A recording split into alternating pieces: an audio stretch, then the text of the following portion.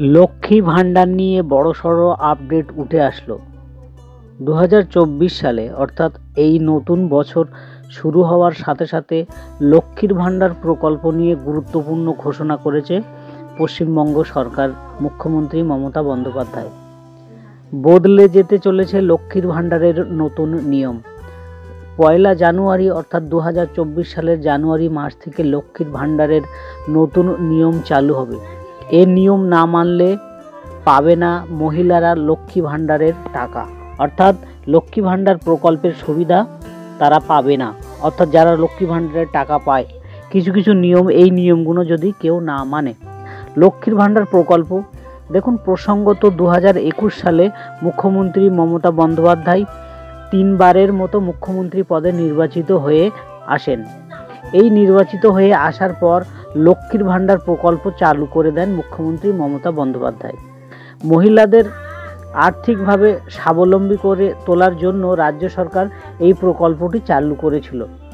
25 থেকে 60 বছর বয়সী যে কোনো মহিলা, বিবাহিত মহিলা লক্ষ্মীর ভাণ্ডারের সুবিধা পাবে।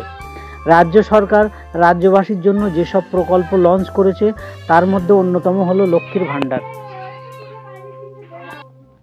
পশ্চিমবঙ্গ রাজ্য সরকার রাজ্যবাসীর জন্য যেসব প্রকল্প লঞ্চ করেছে তার মধ্যে অন্যতম হলো লক্ষ্মীর ভাণ্ডার প্রকল্প। লক্ষ্মীর ভাণ্ডার প্রকল্পের মাধ্যমে সাধারণ যেসব মহিলারা কিংবা যেসব সংখ্যালঘু মহিলাদের 500 টাকা, এবং যারা এসসি এবং এসটি ক্যাটাগরির যারা আদিবাসী মহিলা তাদের প্রতি মাসে 1000 টাকা করে দেয় মুখ্যমন্ত্রী মমতা বন্দ্যোপাধ্যায়।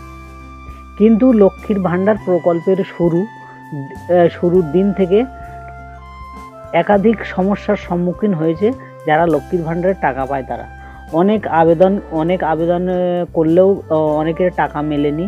তবে নতুন বছর শুরু হওয়ার সাথে সাথে এই সব বিষয়ে গুরুত্বপূর্ণ আপডেট পাওয়া গেছে। কি সেই আপডেট, আসুন আমরা এই ভিডিওটি দেখে আপডেটটা জেনে নিই। আসলে গত বছর 2023 সালে ভারতের বেশ কয়েকটি ছোট বড় ব্যাংক মার্জ হয়েছে, অর্থাৎ ব্যাংক মার্জ হয়েছে। এর ফলে ব্যাংকগুলির আইএফএস কোড বদলে গিয়েছে, যার ফলে অনেক যারা লক্ষ্মীর ভাণ্ডার পায় তাদের ব্যাংকে টাকা ঢুকছে না।